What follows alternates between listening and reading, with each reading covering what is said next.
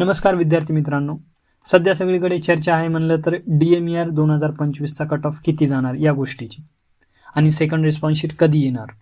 पण खरी गोष्ट अशी आहे की कट ऑफ ठरवताना फक्त तुमचे गुण महत्त्वाचे नसतात. आज आपण जाणून घेणार आहोत की नॉर्मलायझेशन प्रोसेस काय आहे आणि सेकंड रिस्पॉन्स शीट कधी येईल, त्यांची वेळ काय आहे आणि कट ऑफवर नेमकी कोणते घटक परिणाम करतील. चला मग सुरुवात करूया स्पष्ट आणि डेटा आधारित विश्लेषणाने. नॉर्मलायझेशन म्हणजे काय?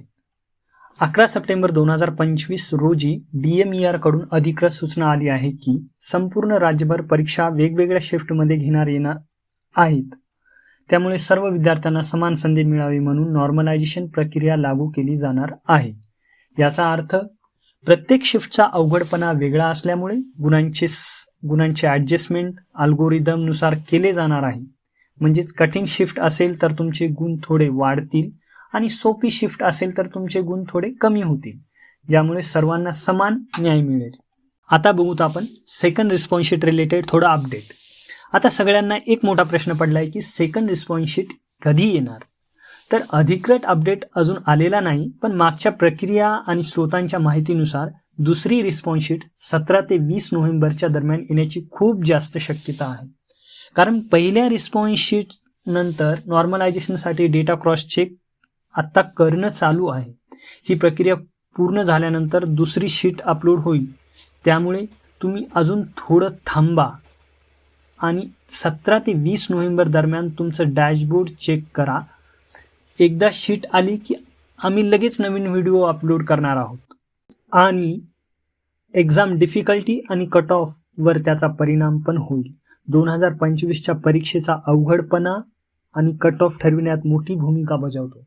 पेपर कठीण असेल तर कट ऑफ कमी लागेल आणि पेपर सोपा असेल तर कट ऑफ वाढतो.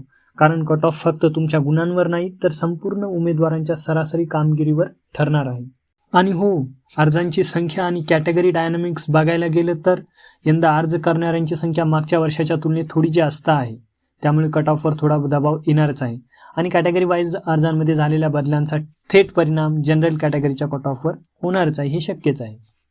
फायनल इनसाईट जर सांगायचं म्हणलं तर तुम्हाला याच्यामध्ये लक्षात घ्यायची गोष्ट कोणती म्हणून बघा मित्रांनो, अफवा नको, लॉजिक बघा.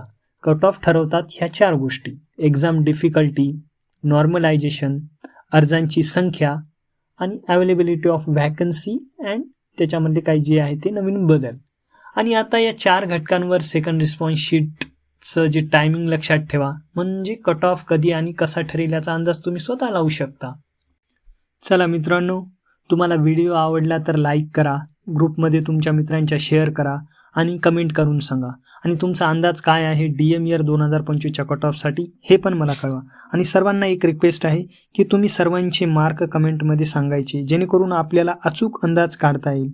जसे की तुमची पोस्ट कोणती एक्झाम दिली आणि तुम्हाला मार्क किती पडले आणि तुमची कास्ट कोणती. अशा 2-4 गोष्टी सांगितल्या तर आपल्याला सर्वांसाठी एक अंदाज काढता येईल. चला मग भेटूया आपण पुढच्या व्हिडिओत. जय हिंद, जय महाराष्ट्र.